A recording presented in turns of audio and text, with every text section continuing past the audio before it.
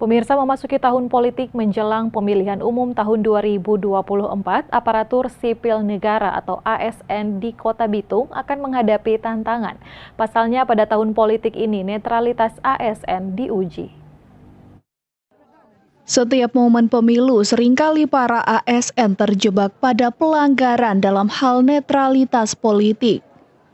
Buktinya dari data Komisi Aparatur Sipil Negara atau KASN pada Pilkada tahun 2020 yang lalu ada sebanyak 2.034 kasus pelanggaran yang dilaporkan pada KSN. Dari data laporan yang masuk, sebanyak 1.596 orang ASN terbukti melakukan pelanggaran netralitas politik.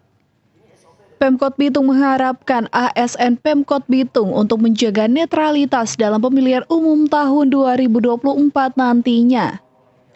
Sekretaris Daerah Kota Bitung Rudi Teno mengingatkan ASN khususnya di lingkup Pemkot Bitung untuk tetap netral bekerja sesuai tagline ASN berakhlak. ASN tetap netral, bekerja sesuai dengan tagline berakhlak tadi yang awalnya sudah sampaikan ya. Jadi semua fungsi-fungsi ASN harus sesuai dengan tupoksi, tidak mengarah ke arah politik.